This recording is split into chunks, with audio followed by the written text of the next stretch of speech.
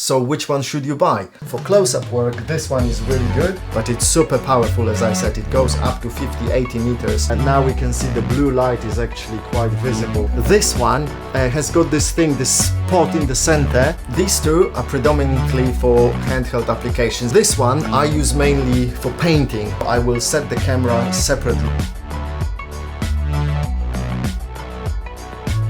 All these Ryobi lights are really good and they will do a great job. So which one should you buy? Well, so these two are predominantly for handheld applications, but they are also really good when you place them and direct the beam somewhere.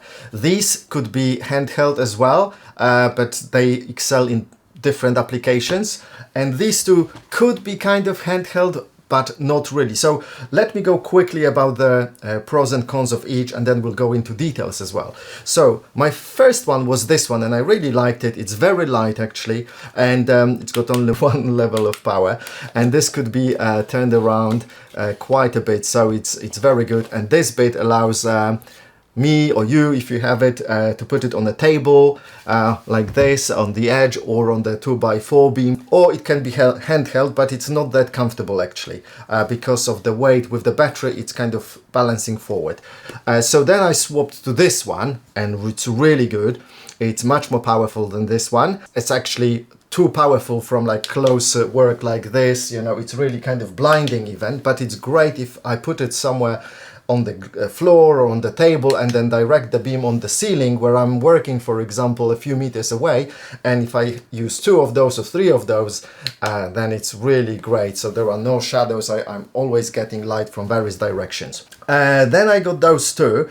So this one I use mainly for painting, so not very often. It's got 3 power levels and it could be set on a tripod.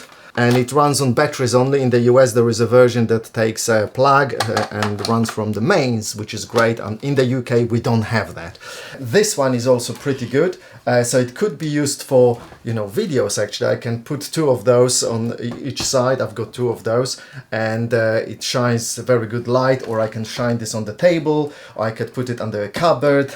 I can use just one or the other. So that's a good option. And then I got these two, and I think I like this one most. First of all, there are 2 reasons actually, I think. One is that I can clamp it to things, so table, balustrades, etc. And also it's got adjustable beam, so it's a focused beam and a wide beam, and it's got 2 power levels. That is very, very important actually. Plus this flexible arm is also, you know, very nice and good to touch, pleasant to touch. It's a nice rubber. And then this one is pretty good as well. So it can be held like this or like that, and it's got 3 power levels, 900, 600 and 100 lumens. It took me a while to find the details of the power because Ryobi is not publishing it anywhere. I found it eventually. So at 100 lumens, the weakest one, it runs for 30 hours according to Ryobi on a 5 amp battery. Okay, so this is the overview. So if you're working from a close distance, maybe this one might be best because it's not very powerful. It's not as bright as you see in the video. I will set the camera separately and I'll do a proper test in a moment. I need to set the camera differently. For close-up work, this one is really good. Or if you want to place it somewhere and direct the beam somewhere, that's also great. This one is if you work from a bit of a further distance, 4 or 5 meters away. And also if you want to go out, go in the forest or somewhere, the beam up to 20 meters is really powerful, and it can go up to 50-80 meters, and it still allows us to see quite well, which is pretty incredible. It's so powerful actually. It's actually because it's focused. So let's weigh them. So this one is the lightest. So without the battery, it weighs 255 grams. Let me just double check it. Yeah, 256 grams, so quarter of a kilogram. Whereas this one is tiny bit heavier and it weighs 270, so like 14 grams heavier. It's insignificant difference, but when we use batteries, and these batteries, they weigh actually 430, so it's almost like 80% more than the weight of this. So when we add the battery to the light, then it becomes noticeable. The weight is noticeable. For handheld application, I think this one is most comfortable, most convenient to hold for longer periods of time. Now, if we go to this one, which is my favorite, this one is 562 grams, so more than half a kilogram. So it's, you know, double the weight of this one. But again, once we add the battery, it's even more, and it's actually okay to hold it for a bit. If I hold it with two hands, with one hand, yeah, if I balance it well, I can hold it with one hand also, and also I can grab it by this this thing, whatever we call it, and I can hold it next to me or somewhere like that. It's really, really good actually. So even though it's much heavier, it's actually better to use for many applications, and this is really flexible and can get us into many places. Now this one, let me balance it now. Okay, so that's a tiny drawback of this one, it needs to be balanced, whereas this one, let's see, without the battery, it's 472, so it's a little bit more than the battery itself, and when I hold it, it's fairly okay to hold. I think an average person can hold it for quite a long time like this, and also we can grab it by this thing. At least one finger goes in, two fingers not so much, yeah. And this thing can be unhooked easily. I just push it forward and it pops out, and then we can hang it like that with this longer hook. I hope you can see this hook is a bit longer, yeah, okay, and then we can pop back in, and that's it. It's got 3 light settings, and 900 lumens is very powerful. It's not as powerful as in the video, but almost. And then this is 600 lumens and 100 lumens.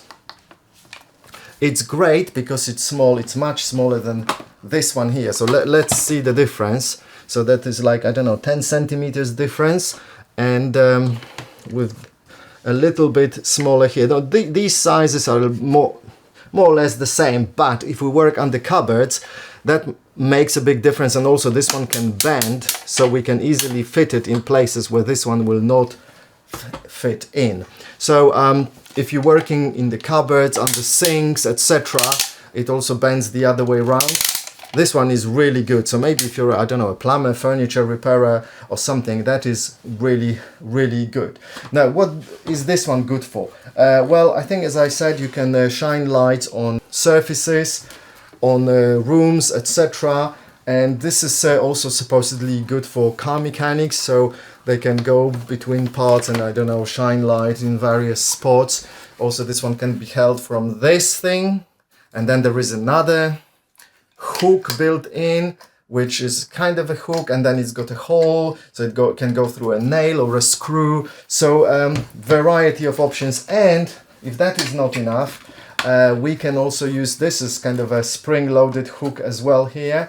Don't know if we can show it in the camera because it's spring-loaded. It wants to pop back in. The drawback of this one is that this power switch is not comfortable to press. Really, I don't like it. I don't know why would someone design it like this. It's ridiculous, you know. Very difficult. Okay, this one has got the switch here, so fairly convenient and fairly powerful for, you know, shining light on the whole room and paint jobs. 3 power settings. So pretty good light for that. I didn't mention this one has got a very strong magnet here. That might be something actually useful. So this is a small wrench, 11 and 10 millimeters, and I can place it here and it stays. It doesn't drop. It will turn around, and it's not, oh yeah, I need to shake it quite a bit to lose it. Another cool thing about this light is that when I bend it backwards like this, I can grab it here, and it's very comfortable to hold it like this, and then I can adjust it forwards and backwards as well, and I can hold it against my body for quite a long time. So this one and this one, the bendy one with adjustable beam, is these two are my favorite actually Ryobi lights at the moment. Now, the one thing that I've noticed, there is a direct correlation between the power rating of each light and the number of lumens it's been assigned by Ryobi, and obviously the strength of the light. The beam can be, as I said, might be wide or can be focused, but the amount of light is more or less the same because that's how we measure it with lumens. Important information: the output from this one may be a bit weaker than the expected 12 watt because it has a diffuser. That's the only light that has a diffuser actually. So instead of 12 watt, maybe we are getting the same output as from a 10 watt lamp. With the power rating, we can see how much light there is. So for example, this one, I can see it's 12 watt, so quite a lot, or 12 watts, however you prefer.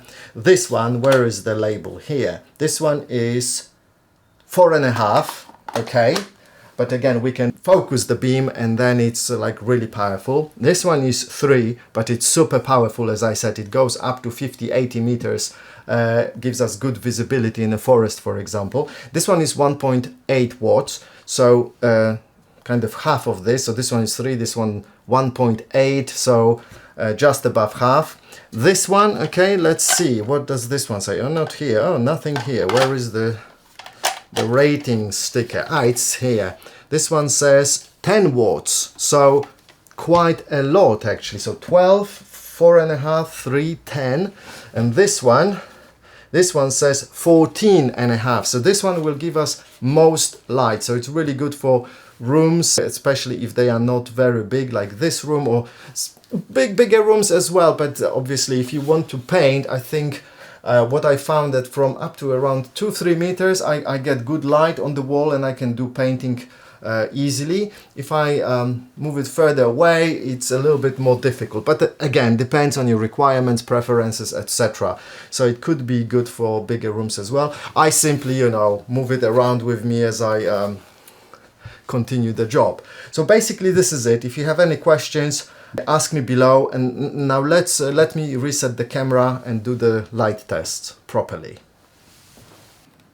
Okay, let's start with the most powerful light, this one. I hope you know which one I'm talking about. Okay, so if I turn it on the full power, that's what we get, like a really nicely illuminated room. I could shoot videos with just this one light. I could just stand there where I was standing and shoot a video and the lighting would be more than adequate. Now if I lower the power, this is still quite comfortable and good for maybe reading and observing the room. And the lowest power, it's definitely darker. Might be difficult to shoot a video at a distance, but here over the table I could easily shoot things and be satisfied with the illumination. So it's really good. Okay, let's switch this one off. Let's take the second strongest, which is this one. Correction, it's not the second, but actually the third strongest due to the diffuser that I have discussed before. 12.5 watts, so I'm going to direct all the light onto the wall, so from both lights. So let's go. 1. Okay, so the level of illumination is kind of similar, but I can see it doesn't have the same power, but the difference is pretty small. I could still use it for painting. It's more or less, I would say, like the second gear, so to say, second power on this light. Okay, and if I switch one off, so it's it's just half of it, so it's not very bright, but over the table it could be good. And then I can switch to the other half, it's same effect. So that's what you can expect from this one. Next one is this one, 10 watts, so that should be pretty powerful. Yeah, this is pretty strong as well. Somehow I feel like this one gives even me more light than this one, the previous one I was showing you. Maybe because this one is newer and it has got more efficient LEDs. It seems to me like it's giving me more light. And then the second power is this. So yeah, the room is illuminated okay, but not very bright. And this is, now we can see the blue light is actually quite visible. So this is good for just kind of a general illumination, so we can see what's going on, but it's not going to be very bright. Might be very useful as well, especially for working very close. If I'm working with something very close, this is perfect lighting. I don't want any more light than this actually. Next one, this one, handheld. Okay, so this is what you can expect. So it's a very focused beam in the center and then a larger beam around it. As I said, maybe if I from this distance it's really good. The camera can more or less catch what I can see. So if I go any closer, let's see when the camera starts getting overpowered. So this is what the camera is overpowered, whereas I can still see things on the wall very, very well clearly. It's not really too bright, even from maybe from this distance it's blinding me, but from this distance it still looks good, but maybe too bright, you know. So best working distance is kind of this, so I'm around 3 meters away from this wall, maybe 2.5, 3, and then we've got this light, which is much weaker. I don't know if you can see in the video, in here in reality I can see the difference. So side by side it's not that visible, but like this I can see this one is much weaker than this one, and it seems like it's more yellowish. Could be that it's weaker, that's why it looks yellowish, or it could be actually this one is a little bit older probably, so it looks yellow maybe. Okay, and then the last one we haven't talked about, my favorite, is this one. So let's see if I turn it on. Come on, where's the switch? Yeah, it's at the top. So this is the focused beam, and this is the wide beam. What I like about this, if I direct it on the ceiling, the whole room becomes illuminated. We can't see it well in the photo, this video. If I shine the focused beam on the ceiling, the room is not very bright. If I make the beam wider, the whole room becomes much brighter. There is a big difference actually that we can't see in the video. So that's what I like about this light. And comparing it to the other one, so for example this one, which one is brighter? Let me see.